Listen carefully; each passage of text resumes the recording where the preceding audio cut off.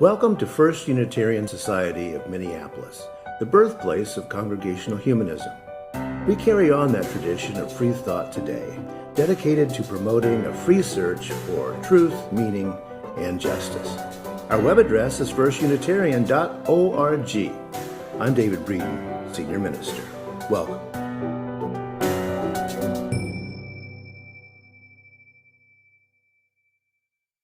Welcome, everyone, as we gather at our customary hour in this virtual space. Welcome to each of you. No matter where your life has taken you, you are welcome here. And whether you've been with us many times or whether this is your first visit, we're glad you're part of this gathered community. To strengthen our community, we invite everyone to connect this morning. Interacting in the chat during assembly is encouraged, and we invite you to stop by our Zoom coffee hour immediately following assembly. A reminder that tonight at 6:45 is our festive winter solstice celebration, Home for the Holidays. And on Thursday, December 24th at 5 p.m., we will host a Christmas Eve service. The links for all of these events will be posted in the chat, and they can also be found in the Friday update email, where you will find detailed information about all of our upcoming programs during the holiday season.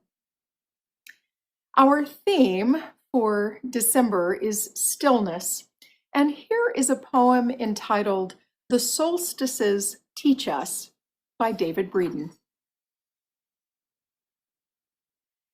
The solstices teach us that darkness comes, that darkness goes.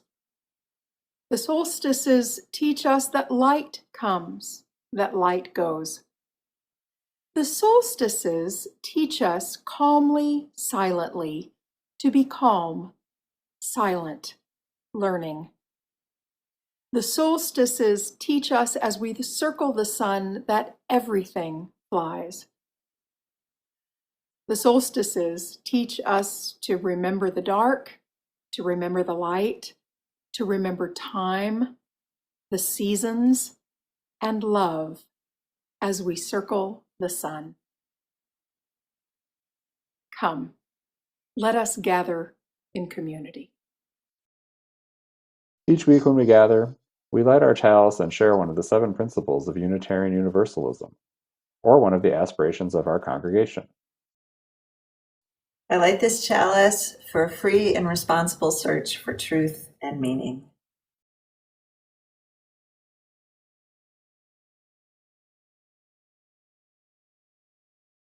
Now for our congregational covenant.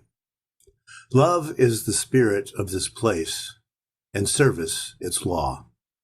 This is our great covenant, to dwell together in peace, to seek the truth in love, and to help one another.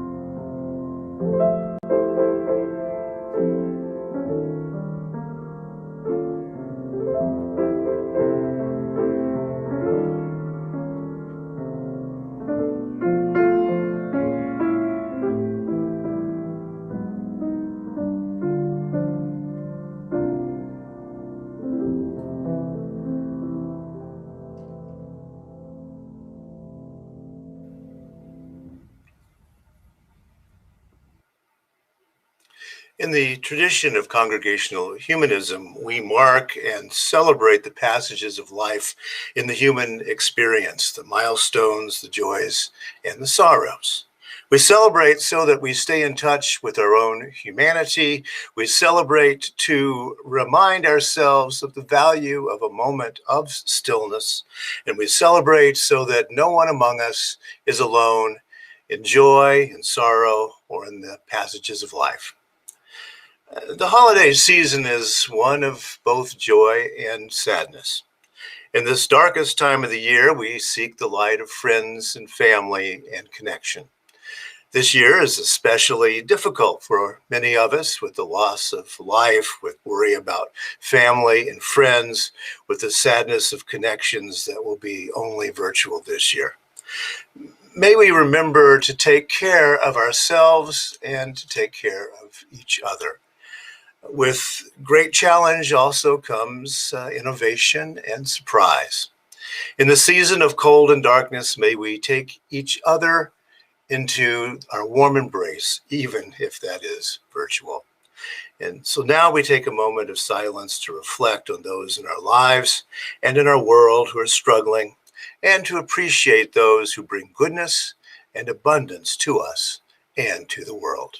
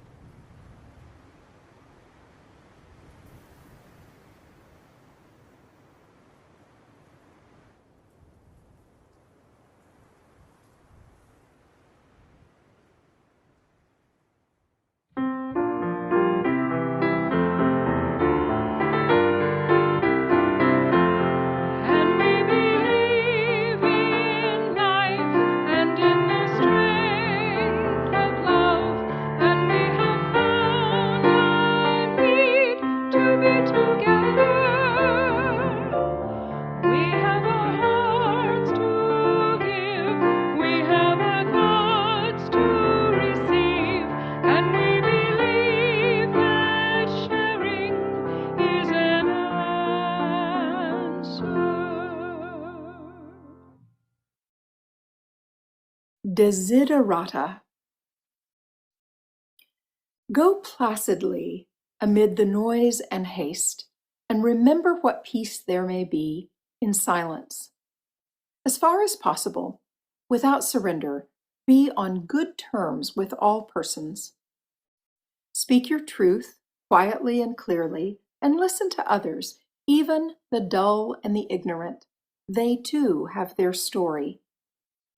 Avoid loud and aggressive persons. They are vexatious to the spirit. If you compare yourself with others, you may become vain or bitter, for always there will be greater and lesser persons than yourself. Enjoy your achievements as well as your plans. Keep interested in your own career, however humble, for it is a real possession in the changing fortunes of time. Exercise caution in your business affairs, for the world is full of trickery. But let this not blind you to what virtue there is. Many persons strive for high ideals, and everywhere life is full of heroism. Be yourself. Especially do not feign affection. Neither be cynical about love, for in the face of all aridity and disenchantment, it is as perennial as grass. Take kindly the counsel of the years, gracefully surrendering the things of youth. Nurture strength of spirit to shield you from sudden misfortune. But do not distress yourself with dark imaginings. Many fears are born of fatigue and loneliness. Beyond a wholesome discipline, be gentle with yourself. You are a child of the universe, no less than the trees and the stars. You have a right to be here. And whether or not it is clear to you, no doubt the universe is unfolding as it should. Therefore, be at peace with God, whatever you conceive him to be. And whatever labors and aspirations in the noisy confusion of life, keep peace in your soul. With all its sham, drudgery, and broken dreams, it is still a beautiful world. Be cheerful. Strive to be happy.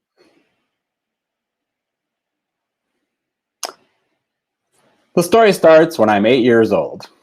Our little family of 4 is taking its first mega road trip, a 2-week adventure from our Wisconsin cul-de-sac to the East Coast.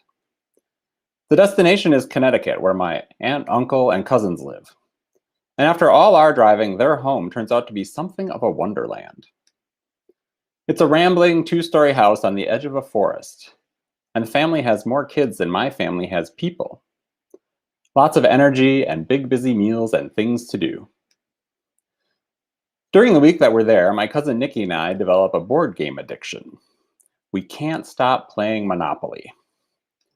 We hole up in the finished basement, sitting on the carpeting, moving our pieces around the board for hours on end. As soon as one of us goes bankrupt, we immediately start another game so that no one else can join in, especially our little sisters. We are apart from the crowd, and that's just fine with us. On the wall above where we're sitting is a poster. It's a poster of a poem called Desiderata. The poem is a full page of advice, including advice to avoid loud people. Nikki and I are following this suggestion admirably in our downstairs lair. A note at the bottom of the poster says the poem was written in the 1600s and was found on the wall of an old church in Baltimore. To me, the poem's wisdom seems timeless. 7 years later, I am 15 years old. My family is back in Connecticut, this time for a winter visit to the cousins. Nikki and I are no longer addicted to Monopoly, but I do make a point to go down to the rec room in the basement. The poster of the poem is still there. I read it again, and this time, my more mature mind wants to take the advice with me. I don't know when I might ever run across it again, and I seem to recall taking the time to handwrite the words into a notebook. The wisdom accompanies me home. 9 years after that, I'm 24 years old. I'm on my first big solo road trip, and I'm heading to the East Coast. My destination is Washington, D.C. And I meet up with cousin Nikki, so she and I can play tourist in the nation's capital. On the way, my road trip takes a meandering route, dipping down to North Carolina so I can visit some friends. There, in a gift shop in the Blue Ridge Mountains, I'm surprised to find a suitable for framing copy of Desiderata. The design is not exactly my style, with a maroon and blue mat and elaborate calligraphy. I could tell that one of my friends was trying to keep her eyebrows from betraying her opinion. But this was way before you could Google a poem or custom order one on Etsy. And the design didn't matter to me nearly as much as the words. I didn't know when I would ever run across it again, so I bought it. And again, I brought the wisdom home. This month at the First Unitarian Society of Minneapolis, we're exploring the idea of stillness. When I learned that this was our December theme, my first thought was, go placidly amid the noise and haste. The opening phrase of Desiderata. It's a poem that has followed me around throughout my life. A poem whose phrases have popped into my head with regularity. A poem that I've had a bit of an up and down relationship with. And a poem that I find largely consistent with humanist values. As ancient stories and traditions inform our winter holidays, this is an especially good time of year to reflect on texts that we may have heard all our lives. We can bring some of those ideas with us, the ones that complement our core values and commitments that remain unchanged. We might need to leave other ideas behind as our perspectives and theologies evolve with experience and greater knowledge. For me, Desiderata provides a useful lens for looking back and for explaining the present. And perhaps hearing a bit more about it will bring up parallels in your own life. Before I go on, let's cover some basics about Desiderata. First of all, the title is Latin and means things desired. The title frames the poem not as commandments, but as aspirations, the way we might desire to be in the world. And despite what countless posters and greeting cards may have said in decades past, the poem did not originate in 17th century Baltimore. Desiderata was actually composed in 1927 by a lawyer turned writer from Indiana, a man named Max Ehrman. The confusion about the date of the publication arose in the early 1960s. There was a church rector in Baltimore. That was when a church rector in Baltimore printed the poem in a booklet that he gave to his parishioners. The cover of the booklet included the church's name and the year it was founded. Old St. Paul's Church, Baltimore, 1692. And so people began to conclude that the contents of the booklet dated to that time. And some of those people made posters, and one of those posters ended up in my cousin's basement. Also of note, Desiderata didn't become famous until well after Max Ehrman's death in 1945. He would be surprised at the number of coffee mugs bearing his words. I'm not sure which of these historical details I was aware of when I purchased my calligraphy version in the Blue Ridge Mountains, but I was happy to have a copy that was in something other than my own terrible handwriting. Actually, I was mostly happy. As a professional editor, I did spot a few errors in the text of my purchase. Two of them are right near the end. Ehrman's original text mentions the sham, drudgery, and broken dreams of this world. But the version I bought substituted shame for sham. I don't disagree that shame is a problem in many people's lives. But especially in recent years and the present day, it is both shamelessness and shams that are proving catastrophic. Also of note is that the original closing words of the poem were, "Be cheerful, strive to be happy." But in the version I own, and in many popular versions, "be cheerful" has been changed to "be careful." Be careful or be cheerful. Those are two very different messages, and perhaps two very different worldviews. The world is a place to be joyful versus the world is a place to be afraid. This reminds me of articles I've read about the linguistic shift that has happened when someone we know is going on a trip. People used to say farewell with phrases like bon voyage, have a good trip. And now it's far more common to hear safe travels. Two different messages, two different worldviews. So now if you're ever copying down Desiderata by hand or ordering up a calligraphed copy on the internet, you may have to decide between be careful and be cheerful. And of course, it's not a bad thing to be both. The rest of the poem seems to be pretty consistent across time and the various publications. And many of those verses have been a good fit with my life and my beliefs. One line that's always stood out for me is near the top. As far as possible, without surrender, be on good terms with all persons. I've come to realize that I've tried to do this throughout my life. Being good to others and having harmonious relationships with them is an idea that's found in all kinds of theologies, from Christianity's do unto others as you would have them do unto you, to the loving kindness found in Hebrew scriptures and Buddhist writings, to the inherent worth and dignity of each person. That's part of our Unitarian Universalist principles. Being on good terms with all persons has many benefits, but it asks a lot. On life's most trying days, sometimes just being on neutral terms may be an achievement. But I like the aspiration, and I also like Ehrman's caveat. Be on good terms, but without surrender. In other words, be nice, but don't be a doormat. Being on good terms may not be worth it if your values or soul are the price paid. Solid advice for the ages. Another reminder that I've found helpful is this one. If you compare yourself with others, you may become vain or bitter, for always there will be greater and lesser persons than yourself. This thought is a version of a shorter and much older aphorism that dates to the 15th century. Comparisons are odious. Or, as Shakespeare played with it, comparisons are odorous. But even though it's far from an original idea, I like how the poem spells out the fact that the game of comparisons is one you can't ever win. There will always be greater and lesser persons. We live in a hyper-competitive society where we judge and rank everything, from athletes to airlines to the vegetables at the county fair. This past summer when we had our FUS talent show, many people I talked with assumed it was a contest and not simply a celebration.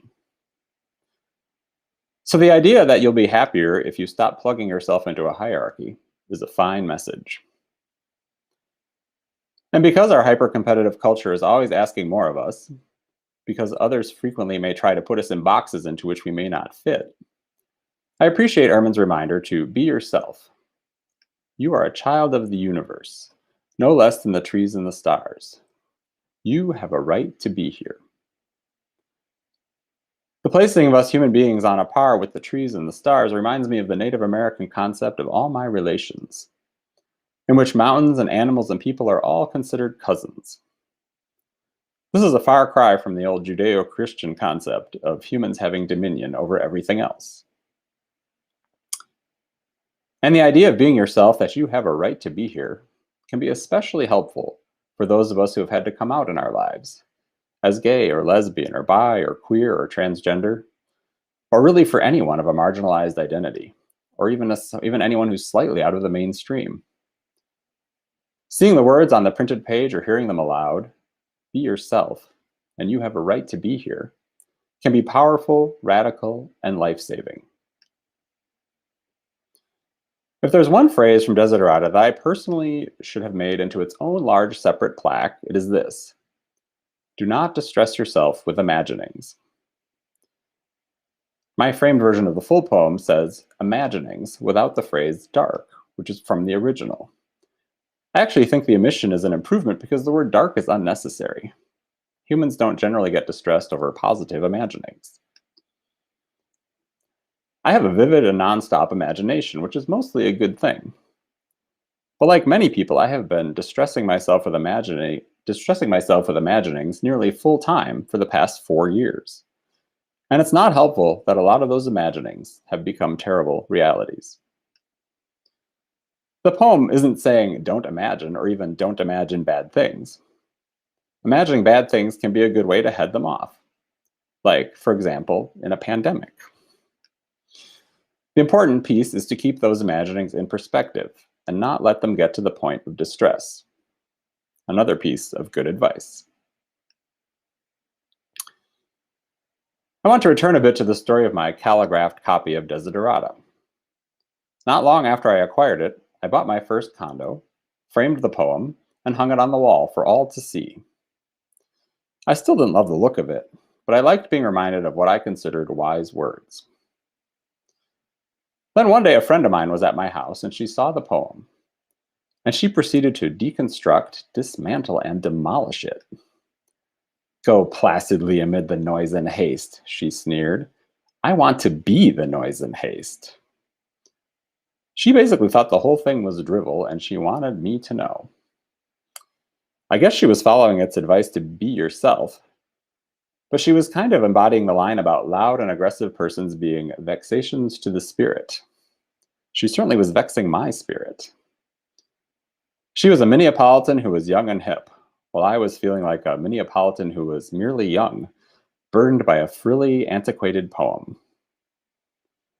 But she did have a point. I may not prefer to be around loud and aggressive people. But without loud, aggressive people, we would not have women's rights, or LGBTQ rights, or civil rights, or racial or reproductive justice. Sometimes we need noise and haste to get where we want to go. I've had other quibbles and questions with the text in the years since. There was a time in my life when I found comfort in the phrase, "No doubt the universe is unfolding as it should." But as I've become more humanist or simply seen more of life, I no longer relate to the should in that sense. I appreciate the idea of accepting things that happen, but I don't perceive that there's anything behind the as it should. The pandemic, just for starters, is not unfolding anything like the way it should. I don't see a conscious, organized intentionality behind the events of the universe. So for me, the right wording about accepting what happens is more along the lines of, the universe is unfolding as it will. Sometimes I miss the certainty that comes with the belief that there's a kind of overall plan. But I save a lot of energy not thinking about the plan, or arguing with the plan, or wondering what might be behind it, especially in a world with so much pain. I find it's better to focus on what humans can plan to make things better. I've also found myself skeptical of the idea that we should surrender gracefully the things of youth. On the one hand, there's something to be said for accepting the things you cannot change about the aging process. Certain abilities and activities and energy levels may be gone for good. But in her book, This Chair Rocks, A Manifesto Against Ageism, Ashton Applewhite declares that, quote, there is no such thing as age appropriate. And she calls on older people to wear what they want, dance when they want, go rock climbing if they want. If Max Ehrmann were alive today, I bet he and Applewhite could have a very lively debate about what exactly are the things of youth. And I'm betting that I would land more on Applewhite's side. So over time, there came to be some distance between Desiderata and me. And it occurred to me that if I were to surrender the things of youth, maybe Desiderata was one of those things. After my most recent move to a new home a few years back, my framed Desiderata didn't make it onto the walls. I had been thinking less frequently about the text, and this time it really didn't go with the decor. But I will admit that sometimes it does feel like the universe might be giving us a nudge. Because just last month, in the online chat of the young adult group here at FUS, out of the blue, somebody shared a photo of Desiderata. A photo, in fact, of the copy that they have hanging in their office, and that they find comfort in, especially in these trying times. Other young adults in the group gave it likes and expressed gratitude, and shared an inspiring quote or two of their own. Desiderata managed to show up and surprise me yet again. And despite its imperfections, I'm grateful to be engaging with its ideas once more. In this prolonged time of challenge and tragedy, may each of us find strength from the sources that speak to us. May we look at old texts in new ways and take comfort in the wisdom they've always given. With all its sham, drudgery, and broken dreams, it is still a beautiful world. Strive to be happy. Thank you for tuning in, and happy solstice to all. Join me from home in our Extinguishing the Chalice words. We extinguish this flame, but not the light of truth, the warmth of community, or the fire of commitment. All of these we carry in our hearts and in our minds until we are together again.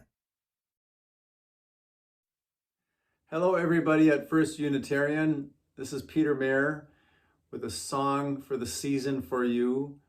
A song inspired by winter solstice, where we have really long nights and ask ourselves, where is the light? So that's what this song is called, Where is the Light? And it has a couple of parts for you. I know that we're in COVID time, and so you're at home. But if you feel like singing anyway, please sing along, and I'll teach you your part. So your part, first of all, on the verses, every time I sing a line, I'd like you to sing, where is the light? So for example, I go, when it's late December, dark and cold, and you go, where is the light? And I sing, when old man here is bending low, where is the light? When the sun runs off to bed too soon, where is the light? And there's nothing but a skinny moon, where is the light? So at the end of every line, during the verses, my lines will change, yours will stay the same. And then the chorus goes like this. Where is the light? Where is the light? Where is the light? Oh, the light's inside of me. Let's try that. Where is the light? Where is the light? Where is the light? Oh, the light's inside of me. The last thing I'd like to invite you all to do is at the very end of the song to sing a round of This Little Light of Mine. So I'll bring you in on that too. Okay, here we go. Where is the light?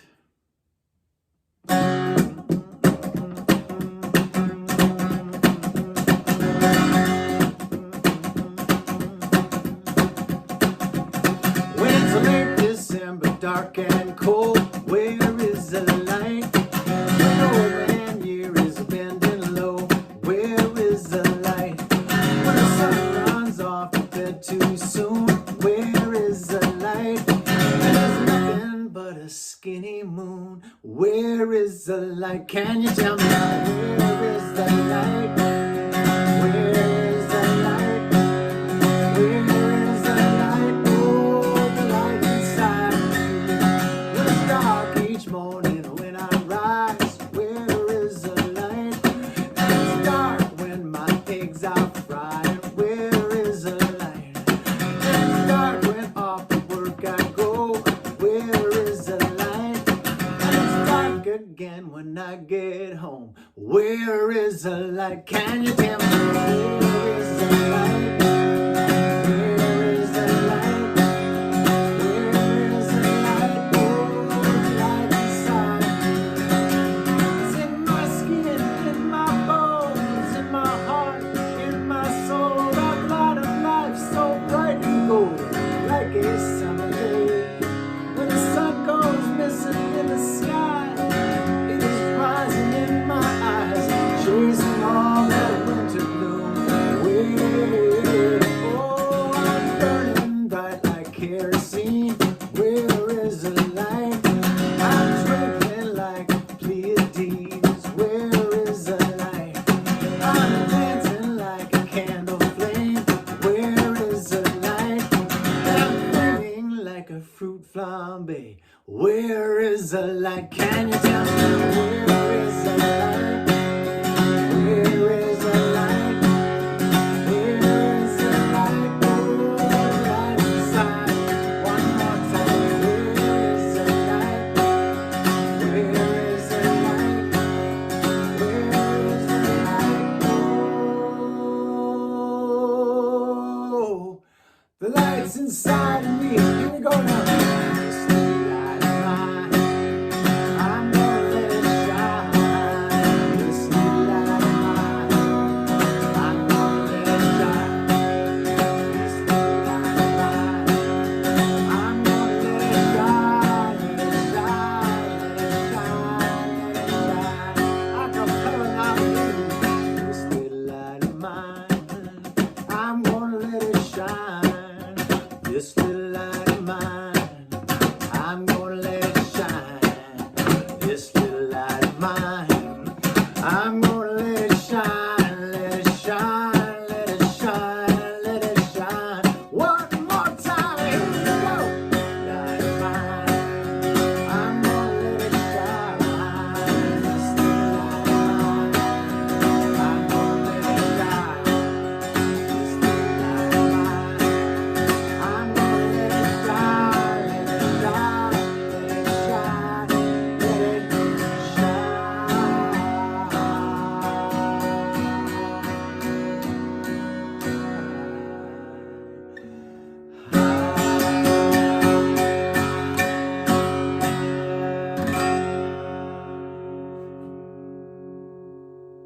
Thanks, everybody.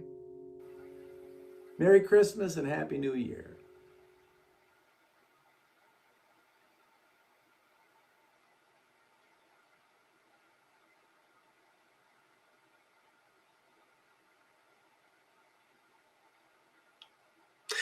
Now that had to bring a smile to your face, didn't it?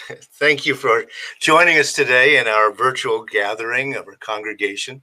A reminder of our special events for the season: 7 p.m. tonight, our solstice celebration, and on Christmas Eve at 5 p.m., join Reverend Jim and I for a time of words and music. May the holidays be as you dream, and may your dreams embrace the messiness of being human, the ambiguity of relationships. May your holidays be joyful, and a joy tempered by loss, and a joy of the bittersweet flow of human life. May the darkness and the cold teach us the deep truths of light and of warmth, that they are our creation, our doing, and our joy. May your holidays be as you dream, remembering to be honored, participating in the great cycles of the seasons, in the circling of the sun, and in the seasons of life. So may it be.